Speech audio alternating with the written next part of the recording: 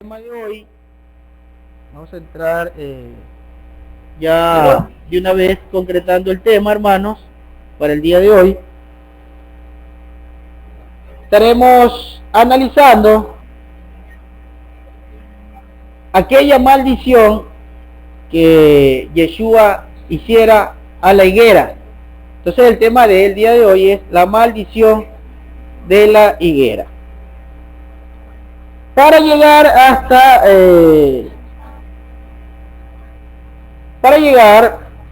a hacer ese análisis, un completo estudio de lo que nos trae aquella maldición hecha por nuestro amado Yeshua a la higuera, estaremos analizando todo el contexto de las enseñanzas del maestro, de nuestro rabí Yeshua, a sus discípulos y la exhortación al pueblo judío, al cual pues él les presentó la enseñanza. Bien, entonces, hermanos, abramos en el libro, en el Sefer, como se dice en hebreo, en el libro de Marcos. Vayamos a Marcos, el libro de Marcos, en el capítulo número 13.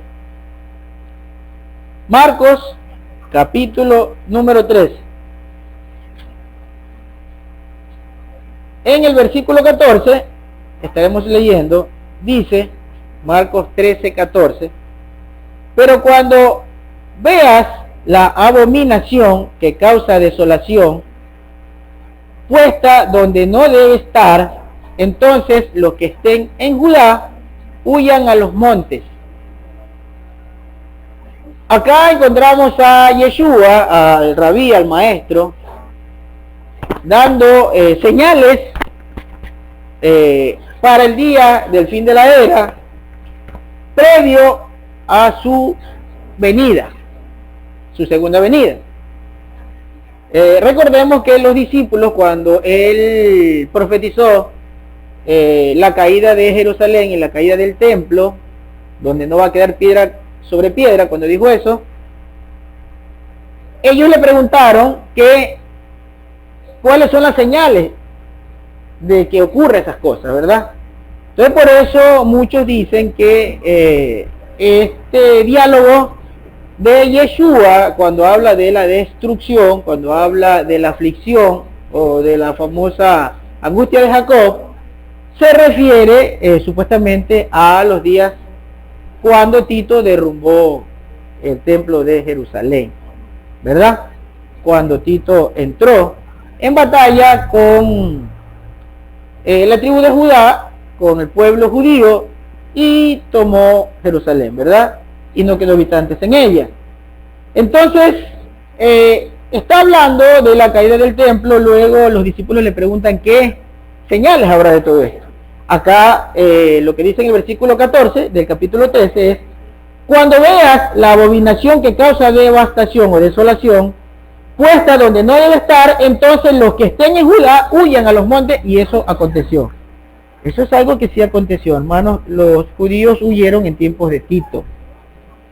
Bien, versículo 15: el que esté en la azotea no baje para entrar a tomar algo de su casa. Verso 16: y el que iba o el que esté yendo hacia el campo no regrese para tomar su capa. Verso 17: mas hay de las que estén embarazadas y de las que estén amamantando en aquellos días. Por tanto, oren para que estos días no sean invierno, porque aquellos días serán de tribulación tan intensa. Aquí es donde le vamos a poner atención a este versículo. Porque aquellos días serán de tribulación tan intensa que no se podrá comparar a ninguna previa, o sea, ninguna que haya ocurrido antes, desde el comienzo de la creación de Dios, dice por ejemplo la Reina Valera, ¿verdad? Acá dice Elohim, desde el tiempo de la creación. Eso es importantísimo que nosotros pues lo analicemos. No habrá, dice, no habrá. Nunca ha habido una tribulación de esa magnitud como la que está profetizando Yeshua. Dice, va a haber una tribulación inmensa, pero no la podemos comparar a ninguna tribulación desde la fundación del mundo, desde la creación.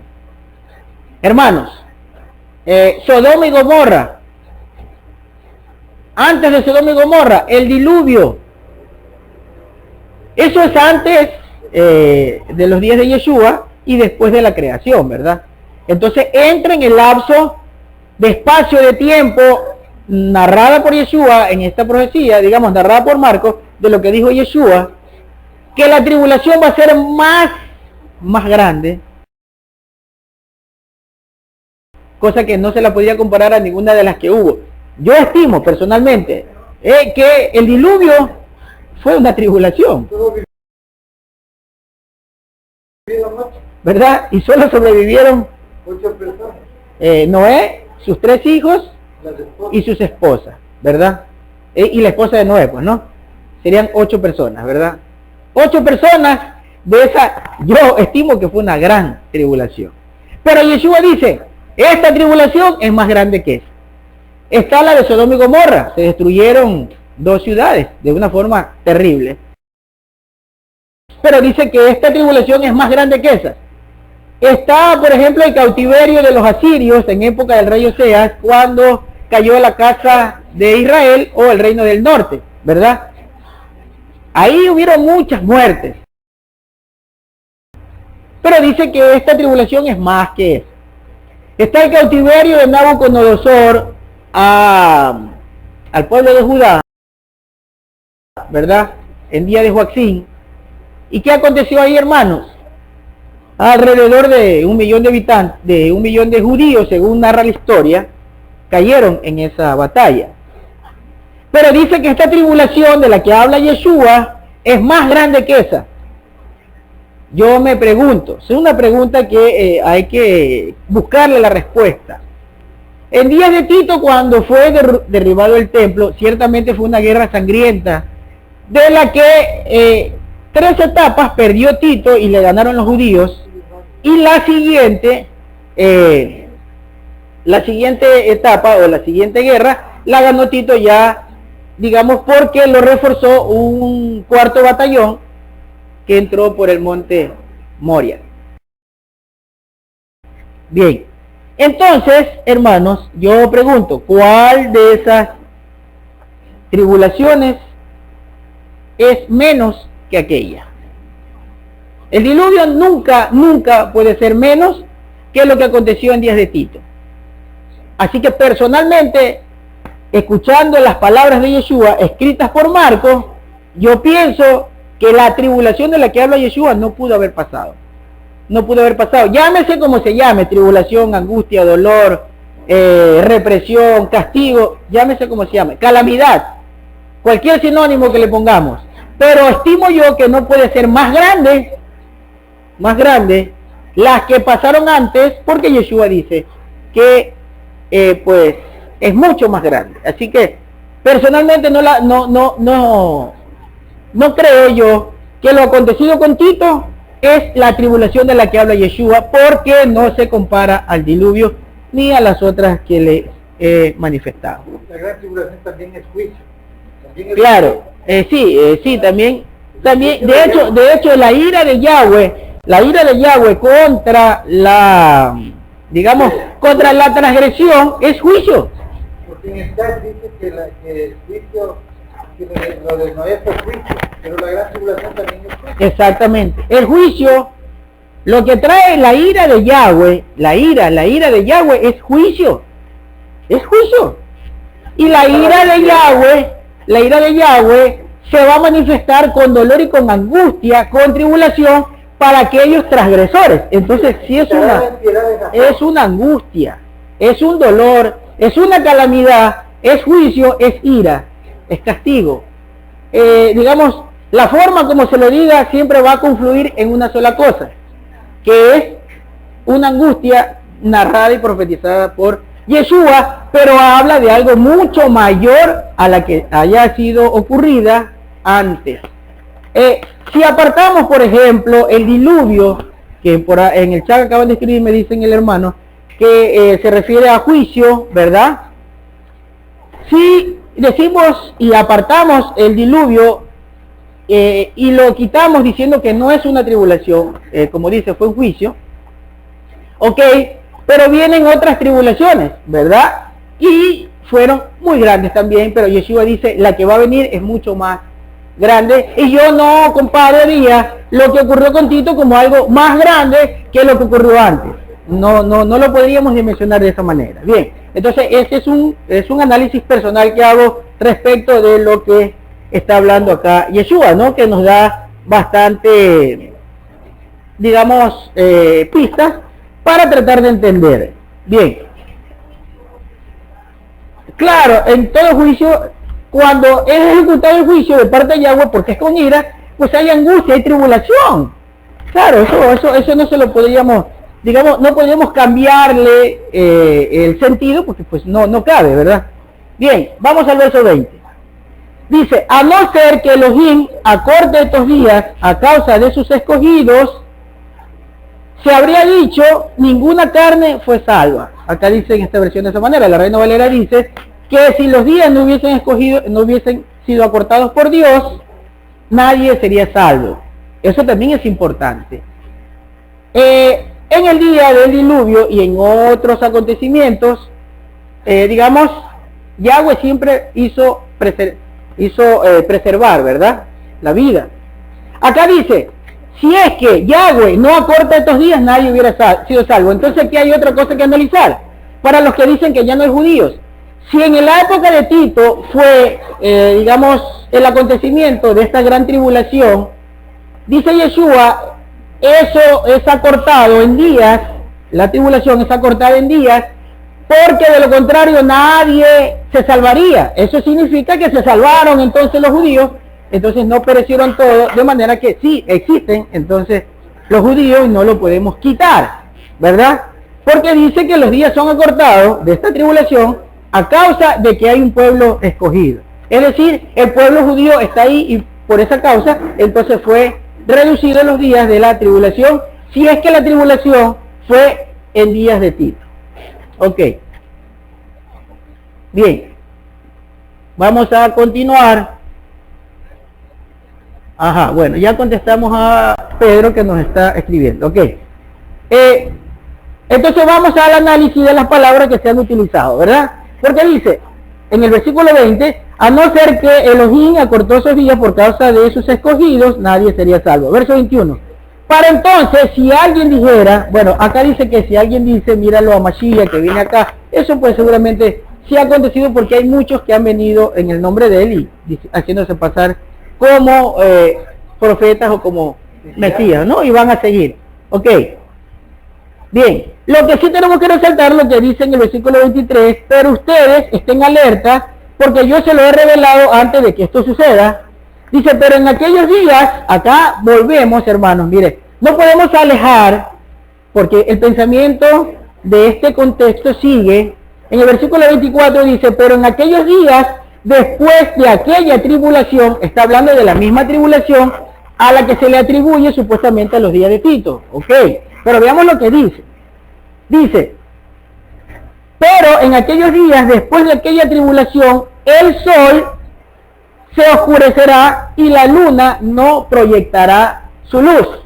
Entonces tendríamos que, digamos, hacer una relación de sucesos, porque dice Yeshua que luego de esa tribulación tiene que haber este evento, y históricamente yo no encuentro, digamos, argumentos de que esto haya sucedido, que después de esa tribulación aconteció esto. Pero no solamente que el sol se oscureció y la luna dejó de dar su resplandor o su luz, porque alguien podría decir, bueno, pero eso es un eclipse.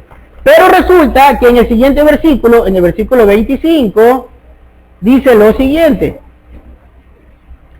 y las estrellas caerán desde los cielos, y las fuerzas que sostienen al universo serán sacudidas. ¿Sí? Entonces, hermanos, tenemos que ligar ese suceso porque es consecuente. Es consecuente. En esos días de Tito no aconteció porque ni la NASA tiene rastros de que haya sucedido algo de esta naturaleza. Y recordemos que científicamente ya la NASA ha, digamos, divulgado sucesos mucho más antiguos que lo que hubiera acontecido en la época de Tito, que era ya en el año 60, ¿verdad? En el año 70 de ya... Flavio Josefo cuenta de terremotos, no va a contar de alguna... Claro, Flavio Josefo también cuenta y no dice nada respecto de estos acontecimientos ocurridos en aquella época. Bien, entonces vamos a hacer un análisis, ok, de las palabras que se utilizaron. Vamos a hacer un análisis, queremos tratar de hacerlo en el tiempo corto posible. Entonces vamos a entrar al análisis de las palabras. Ok, la palabra que se usa para aquellos días, es decir, la palabra para días, es la palabra griega emenera o emenera, ¿verdad? Que significa un día de 24 horas del uso natural del sol hasta que se oculta, dice, ¿verdad? Ok, entonces habla de un día, es decir, habla de ese día, de un espacio de tiempo que tiene que ver con el día. Ok, dice, después de esos días, ¿verdad? Y la palabra para después es la palabra meta, la palabra griega meta, que significa luego, detrás o después. Es decir, está hablando consecutivamente. O una secuencia es lo que está haciendo. Ok. La palabra tribulación, que es tan polémica, la palabra tribulación significa opresión, aflicción, tribulación, angustia, estrecho, presionado, angustiado. Bien, tenemos acá la palabra sol, que es utilizada, ¿sí? Lo que va a suceder en el sol. La palabra helios, y que tiene que ver con los rayos emitidos por el sol, o la luz del día, o propiamente el sol. Ya, y vale hacer una aclaración para los hermanos que nos ven por primera vez, de que es para la doctrina que dice que ya no hay reino, okay. Y que para aquellos también de la cristiandad que dicen que el reino es la iglesia. Ok, entonces la palabra que se utilizó para decir que el sol se oscurece en esos días, ya hemos visto las palabras consecutivamente, ok. El sol se va a oscurecer, utiliza la palabra escotizo, que es para descubrir oscuridad, para oscurecer, para ser encubierto, para que se oscurezca cuerpos celestes, dice la palabra. Es decir, es textual lo que está diciendo Yeshua, ¿okay? Por si acaso, porque hay muchos que dicen que es muchas cosas simbólicas o espirituales, y entonces le dan un pensamiento que le calza al criterio de cada persona, ¿verdad? Acá lo estamos analizando y son textuales, porque tienen su significado complejo, ¿verdad? Algo más que tenemos que aclarar, hermanos, respecto de lo que hemos traído, el análisis del día de hoy, es porque desde la cristiandad, por ejemplo, se dice que el reino de los cielos es la iglesia. Se dice que van a ser raptados hacia el cielo y que luego va a venir la tribulación y la angustia para los judíos que desecharon a Yeshua.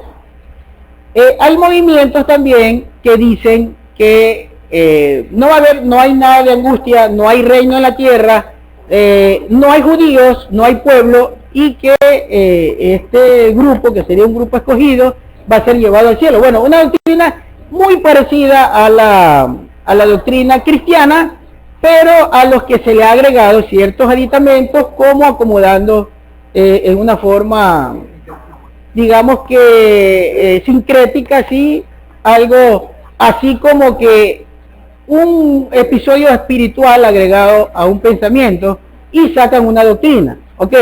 Entonces dice,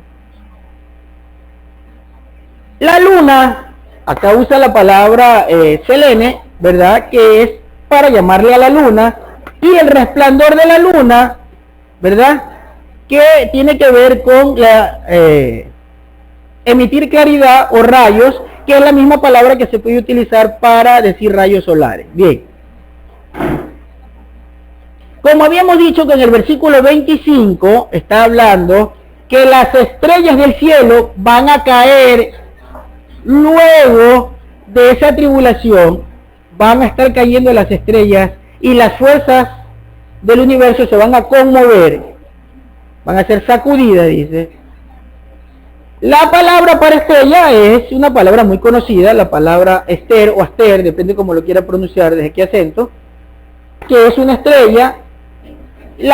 Cuando dice que va a caer es totalmente literal, porque habla, la palabra caer es la palabra epicto, que significa caerse hacia el suelo o dejarse caer, o venir hacia abajo, ¿verdad? La palabra cielos, por si acaso, también, porque de pronto digan, no, es que no es espiritual, eso no tiene nada que ver ni con el suelo, ni con que se caiga una estrella, porque pues todo se lo acomoda dependiendo de cómo se lo quiera decir, ¿verdad? Entonces, si vamos a la fuente, vamos a encontrar literalmente lo que significa. Dice la palabra cielos. La expansión o bóveda del cielo, que es la palabra Urano, que utiliza para cielo, la palabra griega, dice que es la expansión del cielo con todas las cosas visibles en ella, el universo, el mundo, los cielos o las áreas del cielo, la región en la que las nubes y las tempestades se reúnen. Esa es la palabra, es decir, está hablando de los cielos, ¿verdad? Bien. Entonces, ya con todos estos argumentos, palabras textuales, de qué fue lo que dijo Yeshua, vayamos al verso 26. Al versículo 26 de Marcos 13 dice, y entonces verán al Ben Adán, o al Hijo del Hombre, como dice la Reina Valera, al Hijo del Hombre, viniendo en las nubes con gran poder y con gran gloria. Con gran hueura y cabot, dice un texto hebreo. Ok, entonces dice, y verán al Hijo del Hombre venir con gran poder y gloria. ¿Pero dónde? En las nubes. Sí, lo vamos a ver, y cuando dice que lo vamos a ver, utiliza la palabra octonomai, que es verlo, o avistar, o tener de cerca, o aparecer. ¿Sí? El momento de su aparición es la palabra octomonai, una palabra griega. Eso significa que él va a venir, a aparecer, va a ser visto.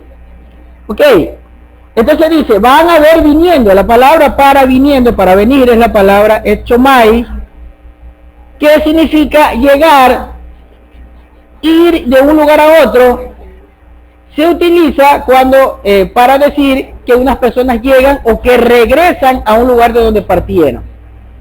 Bien, como vemos, es muy específico las palabras que se han utilizado textualmente. Y las nubes, pues, es la palabra neplele, que es, o nepele, que es nube, ¿verdad?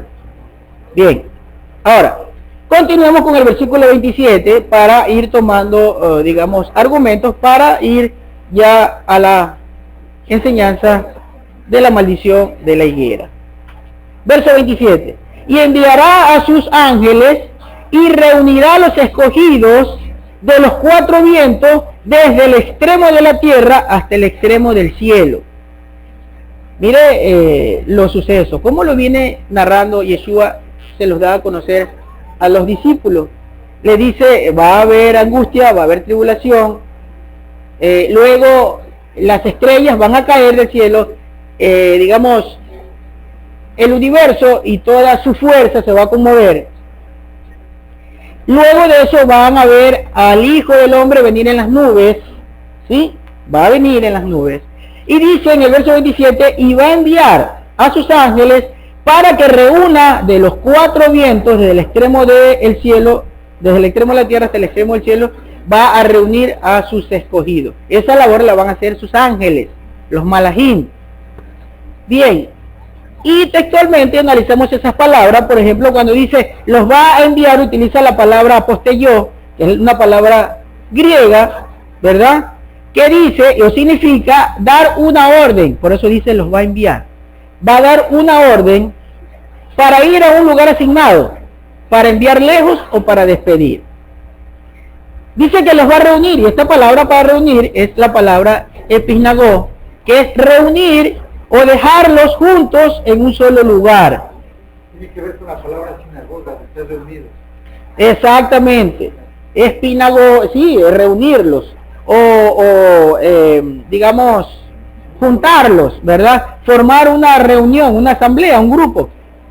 Entonces eso es lo que van a hacer los ángeles. Bien, dice que va a ser desde los 4 ángulos, desde los 4 extremos, ¿verdad? La palabra para 4 es la palabra tesares, que significa 4, y dice que de los 4 vientos, o de los 4 extremos, ¿verdad? Esa es la palabra nemos, que significa vientos principales o cardinales, es decir, desde los 4 ángulos, desde los 4 puntos cardinales. Ok. Dice, utiliza también la palabra extremo, que es la palabra cron, griega. Dice los puntos más lejanos, desde lo más lejano de la tierra o lo más lejano del cielo. Por eso dice que desde los extremos, desde los sitios más lejanos, los ángeles van a reunir a los escogidos. Bien. Ok, y la palabra para tierra, porque todos sabemos que es la palabra ge, ¿verdad? Por eso geología, que significa ciencia que estudia la tierra, pues proviene de esta palabra, ¿verdad? La palabra ge, que es para cielo o para tierra. Bien. Ahora, ya vemos que textualmente es lo que dice Yeshua. Los ángeles van a reunir desde los 4 puntos cardinales, desde un extremo de la tierra hasta el extremo del cielo, es decir, va a cubrir todo el globo terráqueo y va a reunirse a los escogidos. Bien. Verso 28. De la higuera, aprender la parábola. Acá ya vamos a la higuera, hermanos. Es importante empezar con el versículo 28, el tema de la higuera. De la higuera, aprender la parábola. Pues así, como sabes, pues es así como vas a saber que el verano se acerca.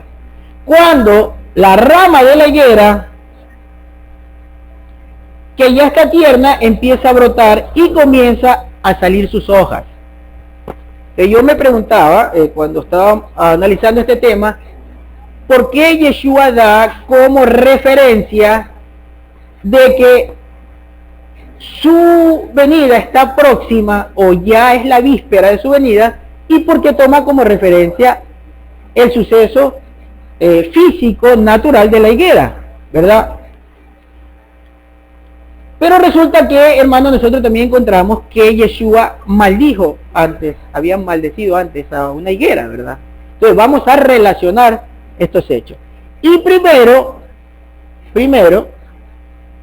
terminemos de leer, versículo 28, dice, de la higuera aprende la parábola, pues así como sabéis que el verano está cerca, cuando su rama tierna comienza a brotar y a salir sus hojas, así también ustedes, cuando vean que suceden estas cosas, den por cierto que está cercano a las puertas. Ok. Entonces, Yeshua está marcando un evento como un suceso, pero esto tiene una relación de algo que él hizo antes. Entonces vayamos a Jeremías primero para entender que al pueblo de Judá se le representa como higos o como una higuera. Bien, entonces vayamos a Jeremías 24:1. No es a todas las tribus de Israel, por si acaso, es a Judá. Exactamente. Israel se convirtió en el olivo, ¿verdad? Por eso dice que era un olivo silvestre. Ok, Jeremías 24:1. Jeremías 24:1. Fue después que Nabucodonosor, rey de Babilonia, había cargado con Jeconías, el hijo de Joacim, rey de Judá, y con todos sus oficiales de Judá. Los artesanos y los trabajadores experimentados los había arrojado al cautiverio desde Jerusalén y los trajo a Babilonia, pues Yahweh me dio una visión. Y la visión dice así: allí frente al templo de Yahweh había 2 cestas de higos. Una de las cestas tenía en ellas higos muy buenos, como esos que maduran temprano, mientras que la otra tenía higos muy malos, tan malos que no se podían comer. Versículo 3. Entonces Yahweh me preguntó, irme ya, le dijo porque le habló en hebreo. Jeremías, traduce, ¿verdad? Jeremías, ¿qué es lo que ves? Y yo respondí, dice Jeremías, higos, los buenos son buenos, pero los malos son tan malos que nadie lo puede comer. Verso 4. La palabra de Yahweh vino a mí. Verso 5. Aquí está lo que Yahweh, Dios de Israel, dice. Yo consideraré a los cautivos de Judá, a quienes yo los mandé lejos de este lugar, a la tierra de los caldeos, como buenos. ¿Sí ve? Los representa como higos buenos a los que fueron cautivos, porque los llevó cautivos era para preservarle la vida. Eso le había dicho antes ya a Jeremías, que si lo llevan, que se deje llevar. Y recordemos que había un grupo rebelde que no quiso ir al cautiverio, sino que se quiso esconder en Egipto, cuando la orden de Yahweh era que vayan con sus cautivos para que preserven su vida, porque si no iban a morir, como efectivamente le ocurrió a ese grupo, ¿verdad? He aquí, dice el versículo 5, aquí está lo que Yahweh, Dios de Israel, dice. Yo consideraré a los cautivos de Judá, a quienes yo lo mandé lejos de este lugar, a la tierra de los caldeos, como buenos, tal como hago con estos higos, que yo pondré mis ojos sobre ellos para bien. Yo los traeré de regreso a la tierra, los edificaré y no los destruiré, los plantaré y no los regairé. Versículo 7. Yo les daré un corazón para conocerme, para que sepan que yo soy Yahweh. Ellos serán mi pueblo y yo seré su Dios, porque ellos regresarán a mí de todo su corazón. Versículo número 8. Pero referente a los higos malos, aquí está hablando de los otros judíos, los que sí fueron destruidos. Versículo 8. Pero referente a los higos malos, que son tan malos que no se pueden comer, Yahweh dice, yo haré que Sedequía, el rey de Judá, y sus oficiales, que se parezcan a ellos, asimismo el resto de Jerusalén que pertenece a esta tierra, y aquellos que viven en la tierra de Egipto, donde quiera que yo los conduzca, los haré objeto de horror, repulsivos a todos los reinos de la tierra, serán una deshonra, serán oprobio, objeto de burla y una maldición. Una maldición. Entonces la maldición es contra quién, hermanos. Esto recuerdo y traje esta enseñanza porque leí la semana pasada que en el chat se informó un debate con los hermanos que están en los controles respecto a este tema de la maldición de la higuera. Pero fíjense que acá vemos que Yahweh por medio del profeta profiere una maldición, pero ¿a quiénes, hermanos? ¿A todo Judá? No, a los malos, a los higos que son tan malos que no se pueden comer. Ellos fueron con maldición, pero se paró un remanente, ¿verdad? Que dice que si eran higos buenos y los llevó al cautiverio para preservarlos, y la prueba que los preservó es que luego salieron con Zorobabel, ¿verdad? Con Esdras, con Nehemías, con el sumo sacerdote Yehoshua, y fueron restituidos en su tierra, ¿verdad? Porque eran higos buenos. Ok, pero hubo maldición para Judá, que es representada como el higo. Ok. Bien. Ahora vamos de regreso al libro de Marcos. Ya vimos que hay maldición para la higuera, la hubo, y fue cumplida esa maldición, pero fue también preservado un remanente. Y los higos, o la higuera, representa al pueblo de Judá. ¿Qué pasó? Bueno. Regresemos a Marcos, dice en el versículo 11, en el capítulo 11 de Marcos, vayamos al capítulo 11 de Marcos para que conozcamos la maldición de la higuera y sus acontecimientos. Ok, Marcos 11:12. Si dice algo, dime para tratar de... Dice que ya en el tiempo de Yeshua ya no había gente buena en Judá. Pero vemos que José de Arimatea, Nicodemo... A ver, ¿cómo podemos decir que en el tiempo de Yeshua no había gente buena en Judá? ¿Cómo podemos decir eso? No, ¿por qué? Porque fíjese que si hablamos de los dirigentes, por ejemplo, jamás. No, es que si hablamos de reyes y de dirigentes, pues la mayoría fueron malos, aunque si hubieron reyes buenos, ¿verdad? Tenemos al rey Ezequías, tenemos al rey de Judá. Es el plan del Eterno, como cómo va. Claro, o sea, no podemos generalizar. Vamos a suponer, no podemos decir, por ejemplo, a ver, ¿había algo bueno o no? ¿Qué pasó cuando apareció Natanael? ¿Qué dijo Yeshua de Natanael, por ejemplo? Este es un verdadero israelita. ¿Sí ves? Y él era un judío fariseo. Entonces, no podemos decir no habían buenos, porque ciertamente nadie es bueno, porque nadie es completamente santo. No existe hasta el día de hoy, porque el único fue Yeshua. Aunque la Biblia nos dice en el libro de Ezequiel que si la destrucción fuere en este momento, le dice Yahweh a Ezequiel, solo 3 hombres preservarían su vida por su justicia. Es decir, ellos eran una persona intachable delante de Yahweh, ¿verdad? Estamos hablando de Job, estamos hablando de Daniel y estamos hablando de Noé, ¿verdad? Entonces, en el tiempo de Yeshua habían personas no completamente justas, pero sí rescatables, pues Yeshua mismo los escogió. Así que no podríamos generalizar, porque a nosotros no nos toca decir quién sí era bueno y quién sí era malo, ni en ninguna época de la historia. Ok. Bien, entonces ahora sí vayamos a Marcos 11:12. Marcos 11:12. En Marcos 11:12 ya vemos la maldición de la higuera, pero ahora sí la vamos a analizar. Dice, y al día siguiente, cuando salieron ellos de Betania, tuvo hambre. ¿Quién tuvo hambre? Yeshua. Y viendo de lejos una higuera que tenía hojas, fue allá por si acaso hallaría en ella algún fruto. Analicemos, hermano, no leamos así a la ligera, sino que analicemos lo que estamos leyendo. Dice que vea una higuera que tenía hojas. Solo vio hojas en la higuera. Bien, solo vio hojas. Pero dice que se acercó a la higuera por si acaso esa higuera tenga frutos.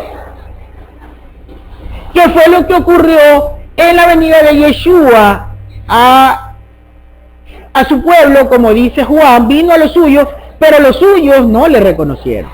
Entonces dice, ve a la higuera solo con hojas. Aquí no dice que la ve con fruto, dice la ve con hojas y se le acerca por si acaso hay algún fruto para comer. Verso 13. Y viendo de lejos una higuera que tenía hojas, fue hacia allá por si acaso hallaría en ella algún fruto. Mas, llegando, no encontró en ella fruto, sino hojas, pues no era el tiempo de higos. Aquí está la respuesta, hermanos, y aquí está el entendimiento de esta maldición. No era el tiempo de los higos. ¿Cómo encontrar fruto si no era el tiempo de los higos? Por eso llegó Yeshua en un tiempo que no era el tiempo para los judíos, y es lo que dice el Sholiach Shaul o el apóstol Pablo. No era el tiempo, no es el tiempo, es un endurecimiento en parte que ya estaba profetizado, que lo hemos analizado en otro tema, ya estaba profetizado, ¿verdad? Por otro profeta, valga la redundancia, ya estaba profetizado que ellos no debían de entender, porque el plan, ¿sí? Plan que es muy raro, el raro plan de Yahweh, no lo iban a poder entender, hermanos. No lo iban a poder entender porque los judíos eran muy legalistas y muy cerrados y muy celosos de lo que ellos entendían y creían. No iban a poder entender, hermanos. Entonces Yeshua vino en el tiempo que no era el tiempo de la higuera, no era el tiempo de Judá. Eso hay que entenderlo, hermanos. Versículo número 14. Y hablando dijo, nunca jamás coma alguien fruto de ti. Nunca jamás coma alguien fruto de ti. Y eso tiene un entendimiento, hermano. A lo mejor no lo hemos comprendido, pero tiene un gran entendimiento esa maldición de Yeshua que ha servido para el día de hoy. Que nadie coma de ese fruto, porque es la levadura que siempre advertía a sus discípulos de esa generación, o de esos dirigentes, como dice el hermano, creo que es el hermano Pedro, o la hermana Lupita que está escribiendo allá en el chat. Y tiene razón en eso, ¿verdad? No había frutos, no había supuestamente seres completamente justos, pero sí un grupo rescatable, ¿verdad? A los que se los convirtió en frutos. No era el tiempo, por eso no tenían frutos, hermanos, pero eso no era culpa de ellos, porque era el raro plan de Yahweh que ya estaba profetizado. Por eso hay que tratar de entender o pedir revelación a nuestro Padre para comprender lo que sucedió. Entonces, como no era su tiempo, no era el tiempo de la higuera, no era el tiempo de Judá, no había frutos. Y era necesaria esa maldición. ¿Para qué? Para que el mundo no se contamine con el legalismo. Para que el mundo no tenga esa doctrina de la que advertía Yeshua que no había que tomar. Cuídense de la levadura de los fariseos y de sus escribas, ¿verdad?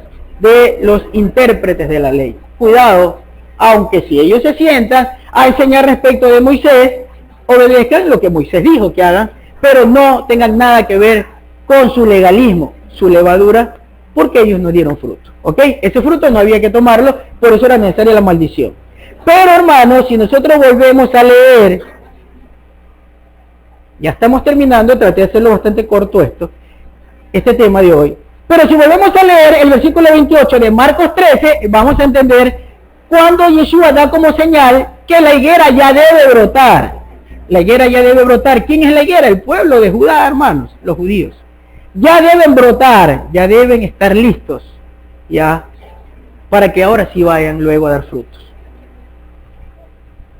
¿Cuándo va a suceder eso, hermanos? Ya estaba profetizado en el libro de Zacarías. Derramaré sobre ellos espíritu de gracia y de oración, y me mirarán a mí al que traspasaron. ¿Por qué, hermanos? Vamos a entender más adelante qué es lo que da fruto. ¿Cuándo la higuera da fruto? Cuando un ser que está representado como una planta da frutos. ¿Cuándo? Ya lo vamos a entender.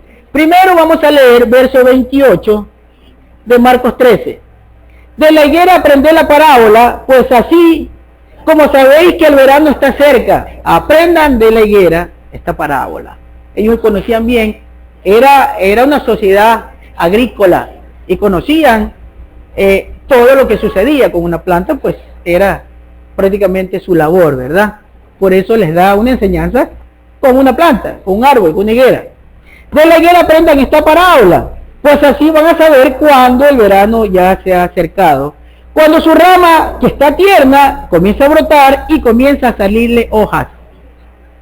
Ahí ellos empiezan. Cuando usted vea que los judíos ya empiezan a reconocer, cuando usted vea que esa higuera que fue esa maldición, de cual fruto no había que comer porque no era su tiempo, cuando ellos comiencen a dar una enseñanza verdadera a Yeshua, entonces sabremos que el tiempo o ese verano ya está cerca. Dice que dijo que la higuera nunca más daría fruto, y era solo esta generación. Acá no dice en ninguna parte que la higuera jamás daría fruto. Lo que dice es que nadie coma de tu fruto, que es diferente a que nunca tenga fruto. ¿Ok? Si dice, escuche, si dice, veamos las premisas, si dice de tu fruto no coma nunca nadie, significa que va a tener su propio fruto, pero que ese fruto no era comestible. Esa es una gran diferencia. Eso es una gran diferencia. No dice jamás nunca tenga fruto, así no dice la maldición. Dice que de ti o de tu fruto no coma nadie. ¿Ok? Veamos lo que realmente dice. De tu fruto, es decir, ellos tienen su propio fruto, pero ese fruto no era comestible, pues no era su tiempo. Hasta hoy la cara, okay. Claro, es que ningún fruto que dé la tradición judía, los legalismos judíos, son frutos comestibles para los escogidos de Yahweh. Bien, entonces dice, de la higuera aprended la parábola, pues así como sabéis que el verano está cerca, cuando sus ramas tiernas comiencen a dar o a salir hojas, así también ustedes sepan que están por suceder todas estas cosas, hermanos. Para mí, personalmente, por el estudio profundo que le hago a la escritura, entiendo que cuando esta higuera, que es representada por el pueblo de Judá, comience o esté lista ya para que pueda dar frutos comestibles, entonces van a comenzar los sucesos que Yeshua había antes anunciado. Ahora bien, ¿de qué fruto estamos hablando, hermanos? ¿De qué? ¿Cuál es el fruto que tenemos que ver en el pueblo judío? Porque aparentemente ellos son santos, llenos de Torá, pero nosotros sabemos que esa santidad no es tal, pues viven en constante error, ¿verdad? Y sobre todo es un pueblo que muchos en su gran mayoría son transgresores de la Torá, ¿verdad? Ok, vamos a Juan, al libro de Juan, al versículo 15, capítulo 15 de Juan.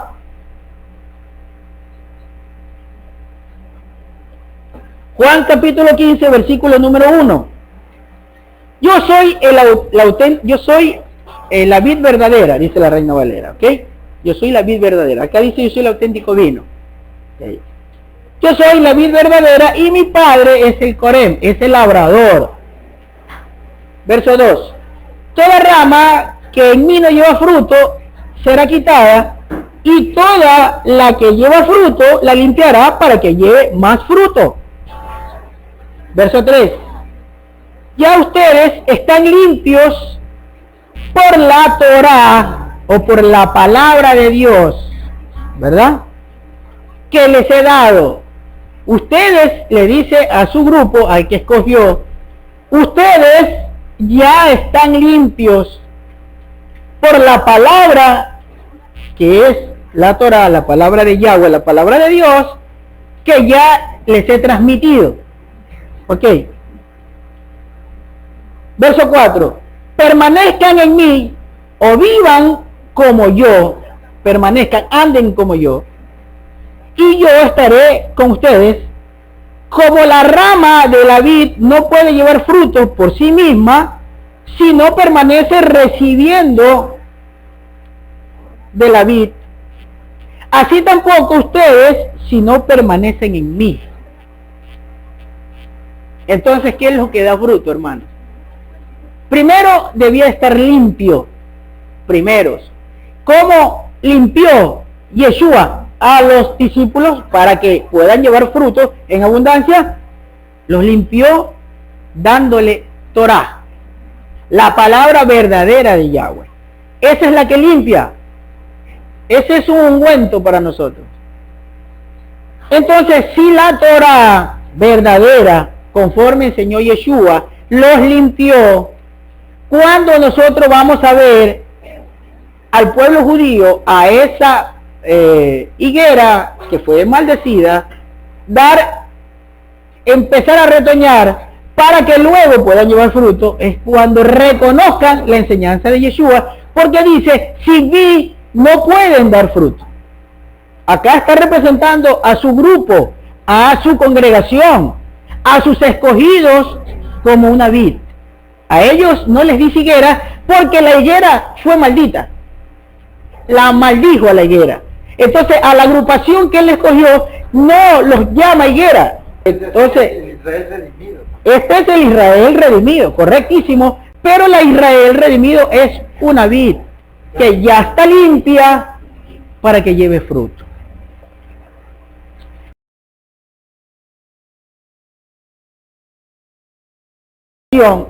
De Yeshua que él recogió para Yahweh provenían de la higuera, salieron de la higuera, dejaron de ser higuera porque ese fruto no era comestible, pues no era su tiempo para que su fruto sea comestible.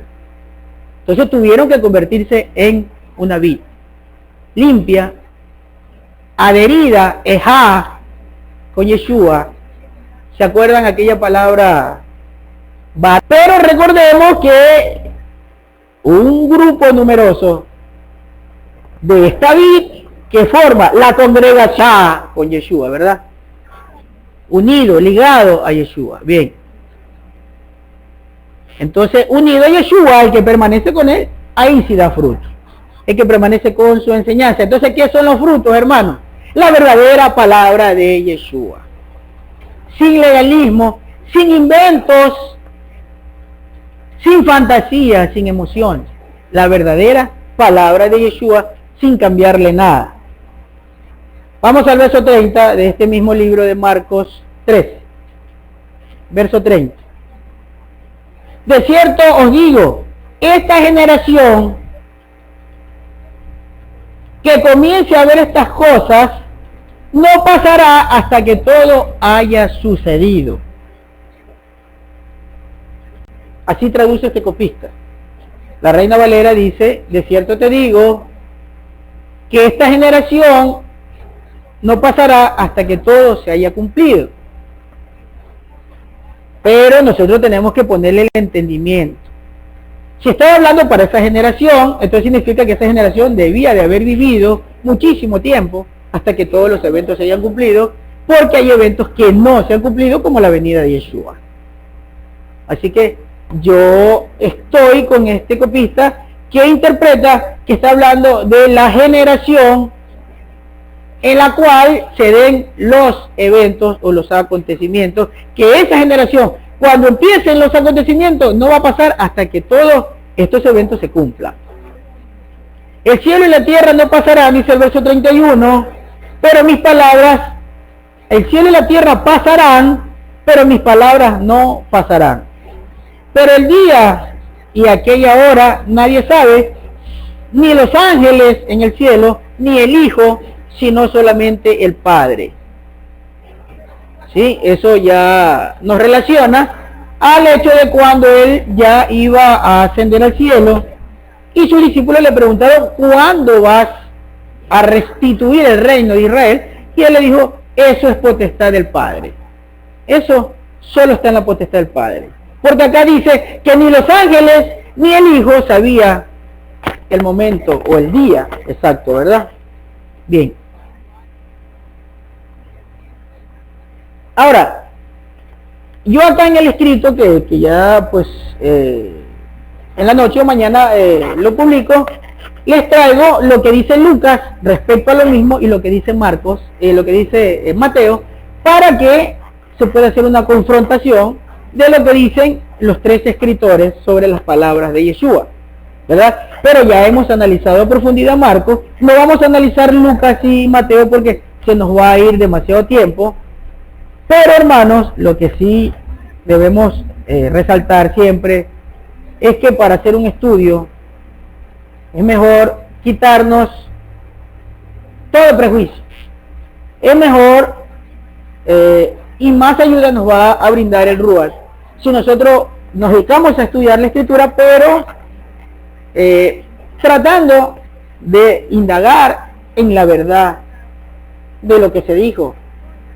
No tomemos pensamientos que nos influyan a tener una idea preconcebida de los acontecimientos, sino que vayamos despojados de todo, simplemente escudriñemos y busquemos, tratemos de entender y pedir ayuda al cielo para que nos sea abiertos los ojos, como dice en Lucas 24:45. Bien, hermanos, esto es lo que le traía sobre la maldición de la higuera. Espero que pues de alguna manera ayude a que juntos tratemos de entender, y a nuestros hermanos que aún digamos no encajamos en nuestros pensamientos, pues pidámosle a nuestro Padre amado que nos ilustre, que nos enseñe, para que algún día podamos unificar el pensamiento y nuestras ideas, porque lo importante, hermanos, es alcanzar la tan anhelada salvación y llegar un día a la presencia de nuestro Padre amado. Y para eso necesitamos de mucha dedicación y de ponerle el corazón, como dice la canción, como dice Pablo, ¿verdad? Juan, Pedro, Santiago, Judas, bueno, y todos los que fueron escogidos para enseñarnos la verdad de nuestro Padre amado. Bien, hermanos, bendiciones para todos ustedes. Ya no se nos hace muy grande nombrarlos a todos, pero bendiciones para todos ustedes, que Yahweh los guarde, que Yahweh los ayude, que Yahweh sea el que haga florecer su trabajo, que Yahweh con la bendición que dejó para su pueblo los haga prosperar. Que se cumpla ustedes lo que dice Deuteronomio 28, hermanos, que obedeciendo Torah, obedeciendo a nuestro Padre, hay abundancia para todos ustedes. Que Yahweh sea su sanador y que Yahweh nos conforte y nos ayude en estos momentos difíciles y en los momentos que vendrán. Hermanos, bendiciones para todos ustedes desde Guayaquil, Ecuador, la Keilah acá en Guayaquil, que somos el Ministerio Internacional, Ministerio Internacional Verdad de Vida. Bien, hermanos, saludos para todos ustedes. Yahweh los bendiga, que tengan un buen inicio de semana y continúen con nosotros, pues tenemos musicales y documentales a continuación.